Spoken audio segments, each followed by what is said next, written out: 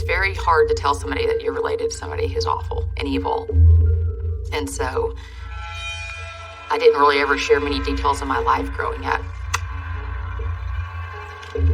I really wanted to make myself separate from my dad in a lot of ways, so I don't talk about it a lot.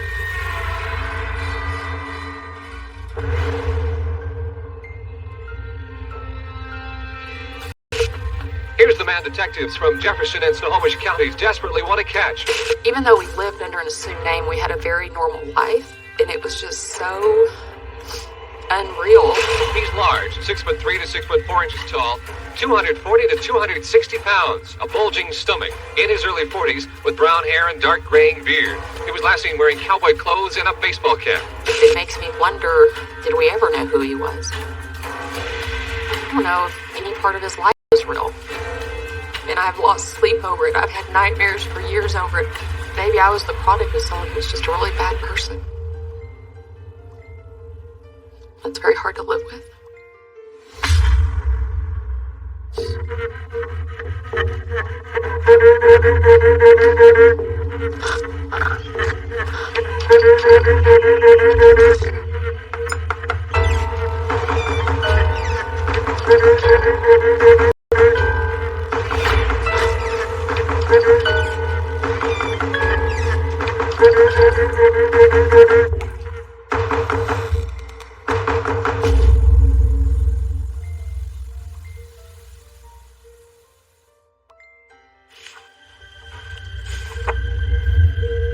This was a picture of my dad that, gosh, was probably taken when I was like 7 or 8.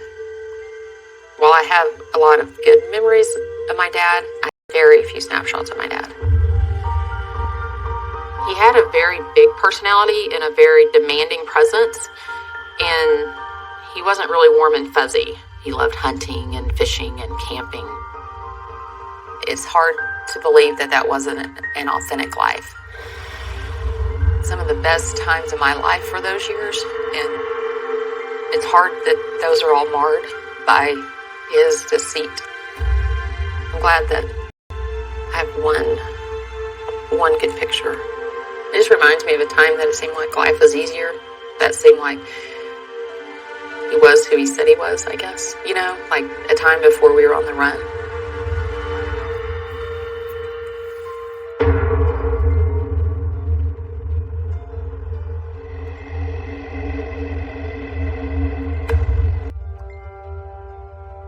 The first 11 years of my life were extremely normal.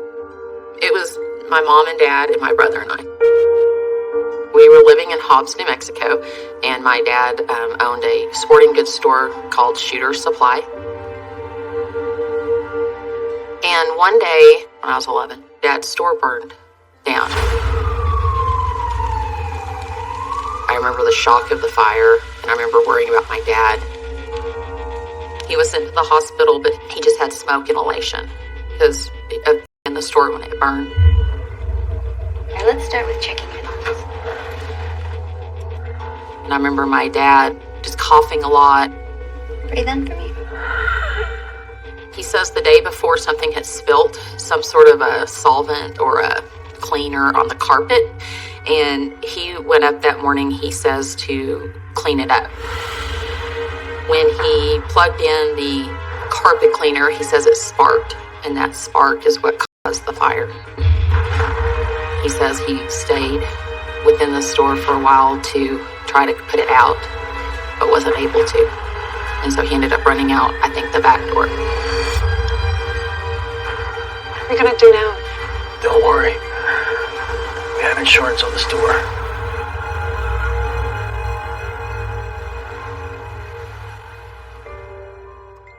Everyone seemed to believe it was just a bad situation, like it was just a bad stroke of luck. I didn't know anything or have any suspicion about the fire being set intentionally until several months later. I believe that there was a lot of debt with the store. My dad always seemed like he wanted to live beyond his means. I believe that he owed a lot of money to a lot of different people. So let me burn it down and take the insurance money. In my mind, the fire represents what I know to be the beginning of his criminal activity.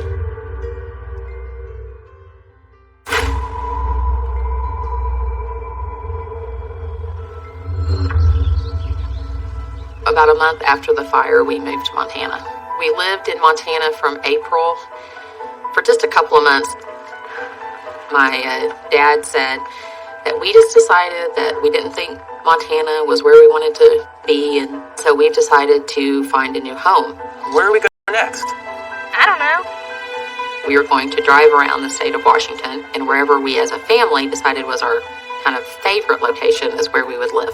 Why don't you choose, Pam? Really? It just seemed like an adventure. Nice pick. All right, guys, let's go. We were on the run for about 4.5 years.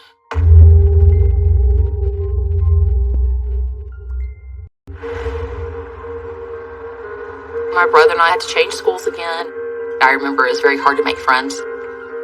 It just became more and more clear that we were alone and that we didn't have contact with any family whatsoever. Hey, kiddo. Hi, Dad. During the time we were gone, I wrote frequently to my grandparents. I remember numerous times saying, I wrote Grandma and Grandpa a letter, can I get stamps? And I'll go mail it. Dad, do you have any stamps? I'm gonna send this to Grandma and Grandpa. You know what I don't right now, honey? Dad would never let me mail them myself, just kind of said, well, we don't have stamps right now. Why don't you give me your letter and I'll go buy some stamps. Why don't you go run along and play with your brother? It wasn't until years later I realized they had never been mailed. It took quite a while for me to realize that there were no letters coming back. I would love to know where those letters are, or if they're even anywhere. I don't know if they were thrown away. I don't know if they were... I don't know what happened to them. My grandparents loved us just so much. In a way, it makes you feel stupid because you're writing your heart out to people who aren't answering. But I didn't realize that they were looking for us for 5 years. And my grandmother died during that time. She died about a year after the last time I saw her. My grandpa said that every single day she asked about us. That just breaks my heart. It just really breaks my heart.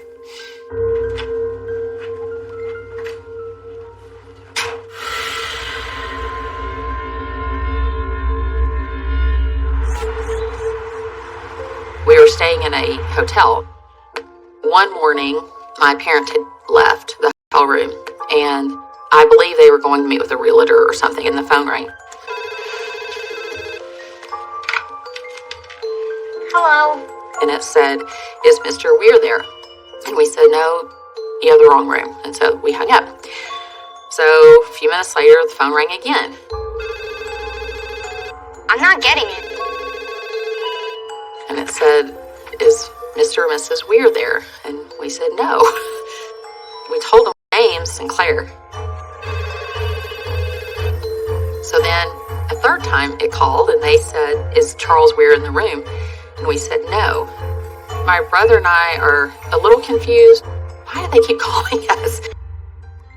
And somebody knocked on the door. So my brother and I were just totally freaked out, and we were just really nervous.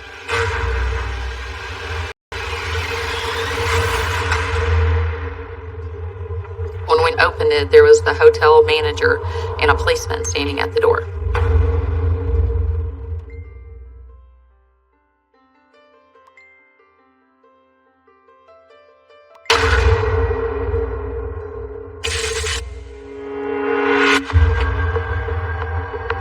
There was the hotel manager and a policeman standing at the door. You alone? Your parents here? No. And they said, we need to see evidence that there's an adult in this room, because it looks like you're runaways or you're hiding. The kids better prove to me you belong here. And so my brother and I were just totally freaked out, and we were going around the hotel room digging out like suitcases and trying to show evidence that someone other than my brother and I were in this room. And I remember also having this fear that like my parents were going to be mad at us because we'd broken some rule that a policeman's in our room. Excuse us. Can we help you? About that time, my mom and dad walked up into the room. This is our room. It is. Yes, sir. These are your children? Yes, sir. Can I see some ID? They said, oh, it was just a big misunderstanding, that they'd registered under a different name just for privacy purposes. I remember my dad showing his ID and my mom showing ID. No problem. Have a nice day. And the police left. My brother and I were both very rattled, very confused. And my dad at that point said, in order for us to stay together as a family, I've decided we need to change our name. And so your last name is Weir. That's our new last name. Forget about the old one. You're not going to talk about the old name. You're not going to use your old name. I don't understand. And when I asked why, he said the cops down in New Mexico was trying to get him to come back for the store situation. And I just don't feel like they're ever going to leave us alone. So the only way I feel safe that we can live together as a family is if we change our name so they can't find us. He made the police seem bad, like they were trying to frame him for something. I believed he didn't do it, and so I thought, well, why would you be honest? We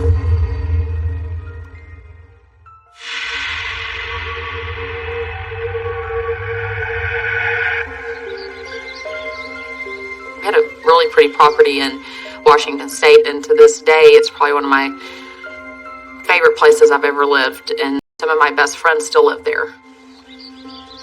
As time went on, there was less and less reference to things of our past, and anything that had a last name on it was, kind of disappeared. But one afternoon, I was sitting on the front porch talking with my friends, and it was a summer day. I had on shorts and a t-shirt, and on the back of it, it said Sinclair, because it was a shirt that I had from when I was in New Mexico. A shirt I'd worn on some little soccer team or basketball team. My dad opens up the door and says, you need to get inside. Hey, I'm coming inside now. I'll be right back.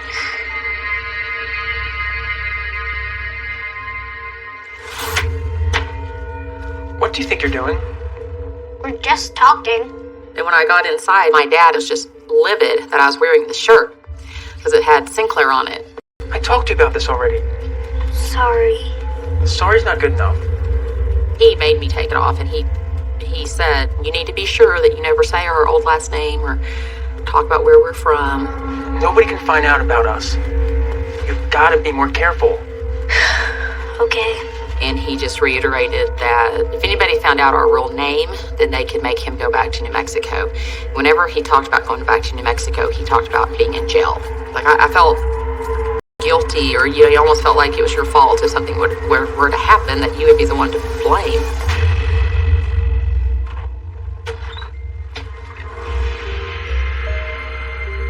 He said, make sure they know that I just told you to take it off because it had to be washed. Just tell them your mom's doing laundry. So then we went back out, and I hung out with my friends a little bit longer. And then I never saw the shirt again.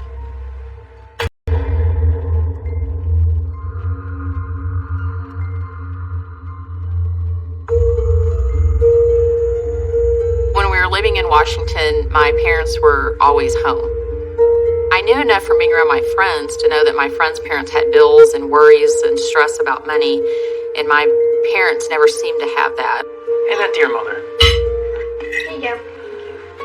I remember one time asking, how do we have money? How come you guys don't work and there always seems to be money? Dad, Yep, Emmy? how come you and Mom... If anybody asked what my parents did, we were told to say my dad worked in the oil field and retired early. That's why he didn't work. But my friends ask what you do. If anyone asks, I'm retired. Okay. It was a lie, obviously. I knew they didn't retire from the oil field. It really made me have more questions. How come there's always money? Or where is our money? Or do you have a bank account? Or, where do you keep the money? My dad would always say, well, don't worry about it. We have plenty. always just had kind of vague answers. It just did not make sense to me. Like in my mind, as an 11-year-old, it just seemed like, can't you just talk about it?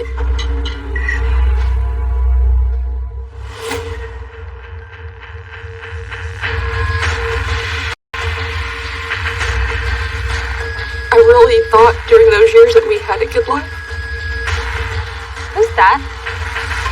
It makes me hate him.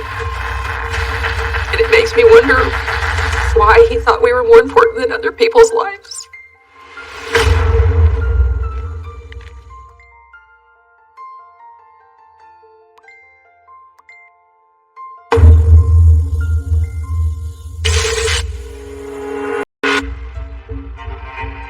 When I think of my dad, I think of him with a beard.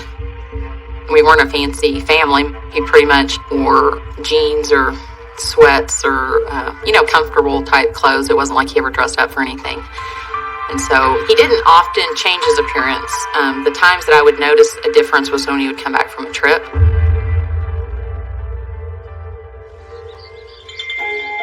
He would talk about needing to make some money, and once or twice a year, he would be gone for sometimes a week, sometimes 2 or 3 weeks at a time.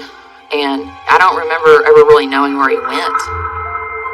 I remember him telling stories of his travel, like funny things he saw. He would almost have always bought us a gift or something, but I don't remember anything business related. He never really talked about that. Dad! But I remember several trips him coming home and he would be clean shaven. I hadn't seen him in a week or 2 weeks or 3 weeks, and so it was very obvious when he came back if he was clean shaven. So it was a big difference, and I remember asking him, like, what happened, where's your beard? What happened to your face? You don't like it? I think it looks better. He'd say something funny like, well, wouldn't you rather kiss my cheek when it's smooth? He'd kind of joke about it like that. Come give me a kiss. Because I felt like our family was back together. You hungry? But it was just part of our routine for him to leave for 2 weeks, 10 days, 3 weeks, a couple times a year. And I noticed different changes in his appearance. One time he came home and his beard was gone, but he had a mustache. One time his hair was noticeably darker. Looking back, I definitely think he was changing his appearance on purpose.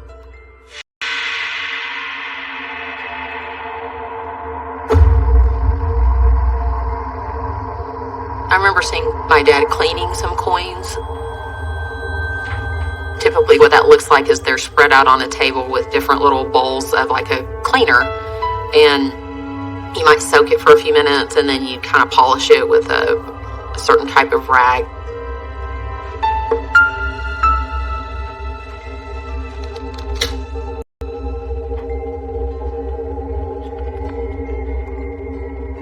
Hey, Pam. Couldn't sleep? In my mind, I believed he was going from place to place to buy and sell gold and silver to make some money. I grew up with my granddad being a gold and silver trader and selling coins, and so seeing it did not seem out of the norm for me.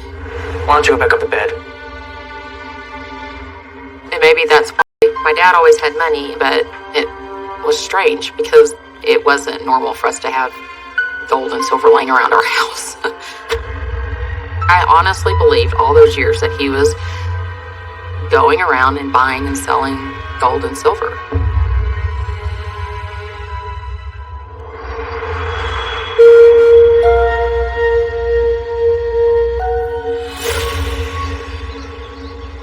When I think about my dad, deliberate's a very good word for him. Everything he did, I feel like was very thought out and planned.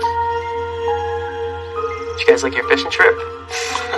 You caught a big one. Yeah. I just remember sitting in the living room and there was no TV or anything on. And it was just a very relaxed moment. And we were just talking. And my dad loved hypothetical questions. I have a good question. And then my dad said, do you think that there's any such thing as a perfect crime? And this was just out of the blue. Just a complete, do you think anyone's ever committed the perfect crime? And I remember thinking, this is a really odd question. But it was kind of in line with stuff my dad would ask, kind of these hypothetical, make you think questions. I don't understand. You do it so well. There probably is the perfect crime. And I remember very clearly saying, how would you know? Because if you committed the perfect crime, no one would find out. Right? If it's happened, no one knows about it. And he just sat there. He didn't really say much. He said, well, I guess you might be right. And that was the end of it. And then he was staring straight ahead. And he didn't engage with me or anything. Dad? Dad? After the fact, it was a question that I've gone back to many, many times. And I wish I could remember more of the conversation or more of his body language. I just remember glancing at him and him being very still and just staring. He had a very cold stare. It was like he was lost 100 miles away. It's like he was not even in our world. I think it was a very deliberate question. I think he was probably fishing to see if my brother and I knew anything, or if we would say it if we did.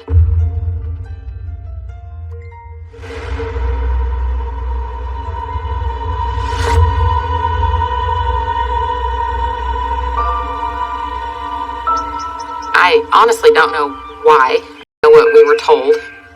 Anyone that knew my dad knew he loved mountains and he loved the outdoors and hunting and stuff like that. So that was kind of the play that he put on it. Alaska's like the last frontier. We've seen Wyoming and Montana and Washington and Idaho, and it's beautiful up there. Let's go see it. When they first told me, I said no, I wasn't going to go because I really loved where we lived and I loved my friends. Did not want to go to Alaska. There was just nothing about it I wanted to go to, and it just felt like the end of the earth to me. But I think I kind of realized I didn't really have a choice. He just wanted to move. So after my freshman year of high school, we moved that summer to Alaska. Here's the box for the front closet. What's the point? It's not like we're staying here. Not this time. We're gonna be here a while. I think things weren't right, and that there was a lot more to the story. I feel like something was kind of forcing him to do that, or maybe he felt unsafe for some reason. I feel like he was looking for a place to hide, like there's probably something that he was running from. Let's go get the table outside.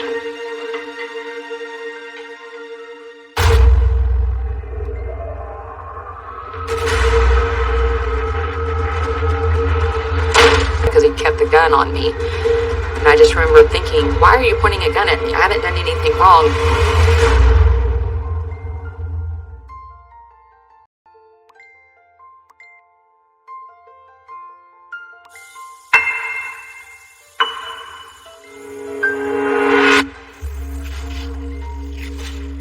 This was a place not far from our house in Alaska. When I think about my memories of Alaska, that's what it looked like. Just water and mountains and trees, untouched, natural Alaskan wilderness.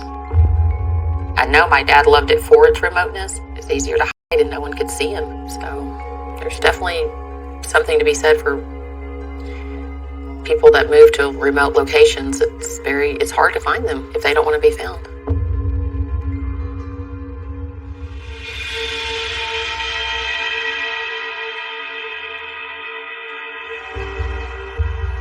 We had moved to Alaska in the summer of 1989.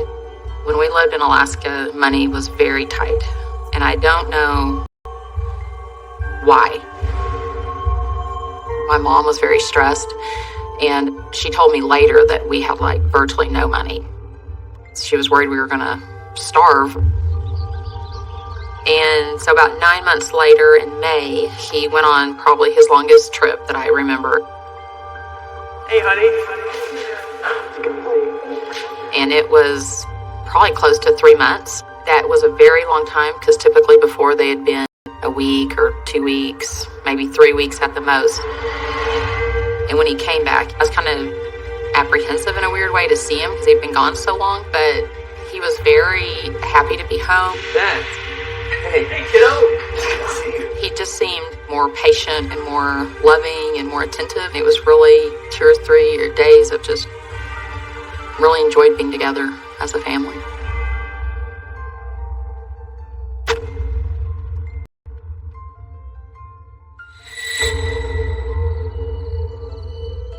One night, we were outside, and it's just the 4 of us, my mom, my dad, my brother, and I. Then our dogs were out with us, and the dogs just repeatedly kept running towards the trees, and they would bark, like something in the trees.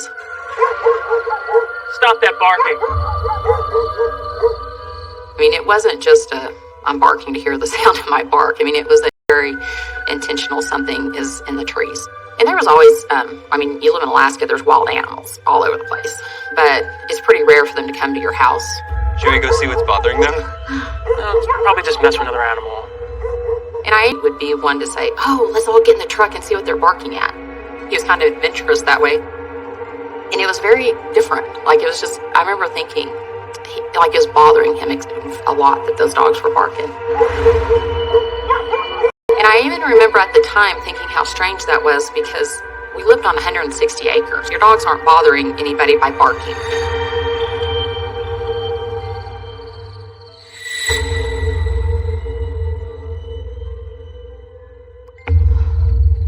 Thank you. Thank you. We're standing there, and up the driveway walks a man.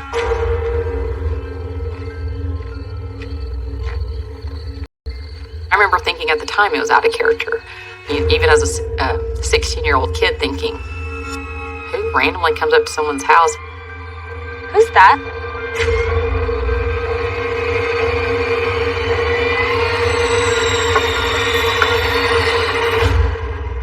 And the guy was like, oh, hi, sorry to bother you guys. Is there any land for sale around here? My wife and I are looking for some homes in the area. Are you familiar with any that are for sale? My dad mentioned a place, and he said, well, I can't seem to find, the drive for that location. Which way do I need to go? And he kind of asked almost for directions. And my dad, one gift that he had was he was very charming. He could talk to anybody, and that was not how that interaction was. It seemed like he was kind of weary, like he wasn't trying to engage this man in conversation.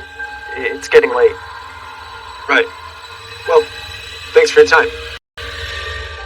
He answered the question, that was it. And so right after the man left, we went into the house, and I just remember it being a normal night and going to bed. I wish I could go back to that time to really ask my dad what he thought was happening, because looking back on it, it was obvious something was going on. But, we didn't know that.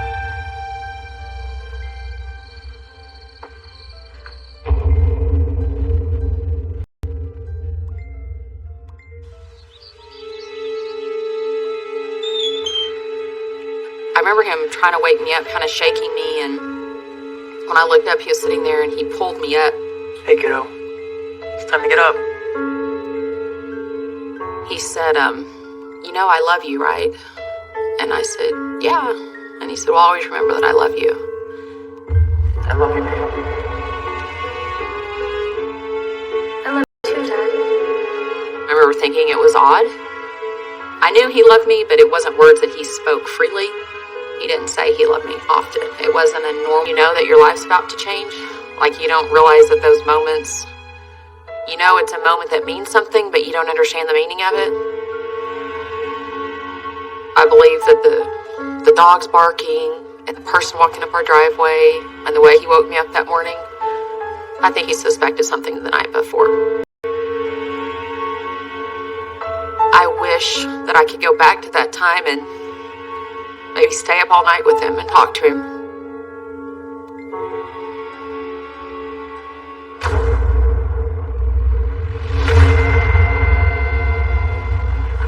Morning, Mom. Okay, oatmeal's almost ready. My mom had just said breakfast was ready, and our phone rang. My dad went to get the phone. Hello? And he spoke for just a few seconds. There was quite a bit of nervousness, I guess. And then he put the phone down and he said, "I'll be right back." I have to head out. Where are you going? And he took off. I'll be back. It was just odd. He didn't really say goodbye. He bolted. A few minutes later, we were eating in the living room. I got up to get something out of the kitchen and the door flew open. And a man with a machine gun was standing there pointing it at me. FBI, nobody move! Nothing stops you in the tracks like a person with a machine gun pointed at you.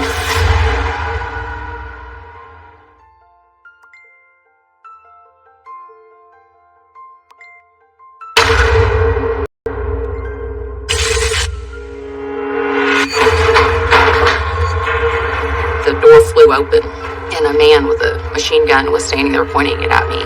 FBI, nobody move! And he said, "Stop, SWAT team, no FBI." And they just stormed the house. Get your hands up. All right, let's go. Move, move. And I just remember putting my hands up, and I remember being very upset because he kept the gun on me. And I just remember thinking, why are you pointing a gun at me? I haven't done anything wrong. They asked us what our names were, and we kept saying Weir, and he's like, "Well, what's your dad's name?" And I would say J.C. Weir. It's Weir. And then finally he said, "Is your last name Sinclair?" And when he said that, I knew that they knew who we were. I thought maybe it had to do with the fire in New Mexico. They grabbed me, and they had my mom and my brother come down with their hands up, and they put us all in separate places. Questions like, "Did you know your dad had been in Montana? What was he doing in Montana? Why was he there?" I had no idea he was there. Like, I had absolutely no clue. Where's my dad? We have your dad in custody. But why? They said that my dad had been arrested for the murders of 2 people in Montana at a coin shop. One owned the coin shop and one was an employee. No, my dad would never do anything like that. I felt for sure they had the wrong person. Like, I know there's all these red flags about us moving and stuff, but I just could not conceive in that moment of time that he was being arrested for murder. I thought for sure it was a case of mixed identity or something. It takes a lot to make the jump to the fact that your dad could have killed somebody. It's not an easy thing to adjust to. But I mean, looking back at it, I think they did us all a favor by not arresting him in front of us. I would love to know what that phone call said. I felt like he was tricked to get out of the house. And I'm sure that they had guns surrounding him and he was arrested. I kept thinking if I could just talk to my dad and he could explain this or he could answer questions. He was gone.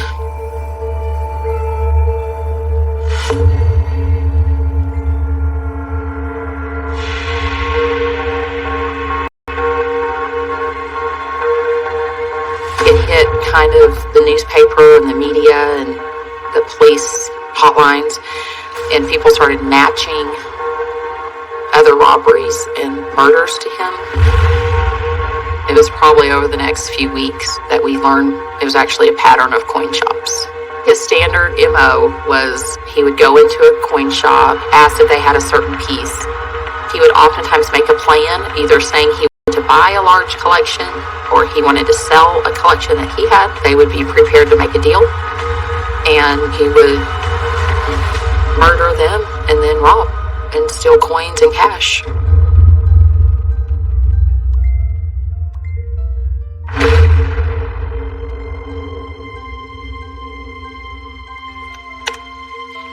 I heard him mumble something, and it sounded like what he said was "dumb bastard."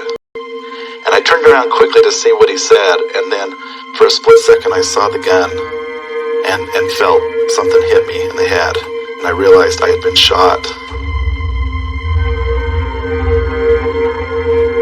I'm so glad that he survived because I think he was able to give a good description. Here's the man detectives from Jefferson and Snohomish counties desperately want to catch. He's large, 6'3" to 6'4" tall, 240 to 260 pounds, a bulging stand-up baseball cap. And once that kind of hit the news, I think more and more people started connecting the dots.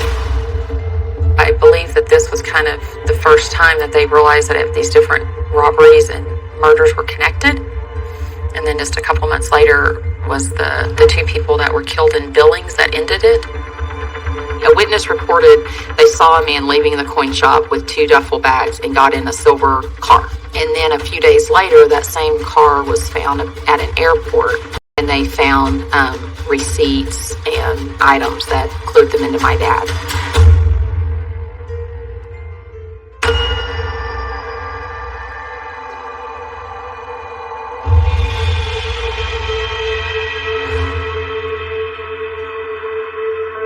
He died in prison on October 30th. So he was in jail 77 days. There were several theories that ran around. There was the talk that he died of a heart attack. Somebody said he died of an accidental overdose. Somebody said he committed suicide. I've come to the conclusion that it doesn't matter. I mean, it matters, but it doesn't matter. He's gone. And I can't change it.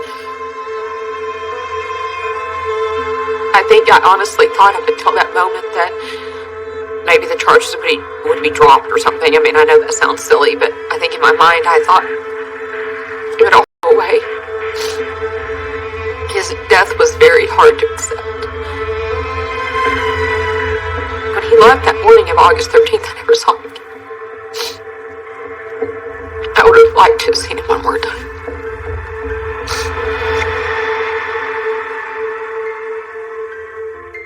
This is a letter that my dad wrote as about a week or two after he had been arrested. It says, Pam, just remember that your mother and I love you more than anything. I know that we've said this before, but we all tend to just hear someone say, I love you, and not take the time to understand what you hear. I'm glad that 30 years later I have this, to know that even then he believed in me. I think he's right when he says that he loved us more than anything on this earth. I think that's through everything, that's something that I try to remember.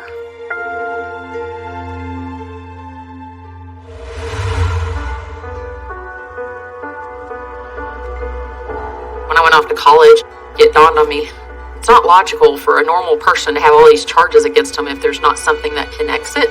To me, whether he was convicted or not, it's back to him. My dad was killing people and stealing money from them to fund our life. And I know that I have no control over that, but it makes you just feel awful. I just feel like I'm somehow responsible. And I know that I'm not, ultimately, but it's hard to not feel shame and guilt and just feel like everything that he touched is ruined. How many lives he did ruin. I have such pain and compassion for his victims and their families.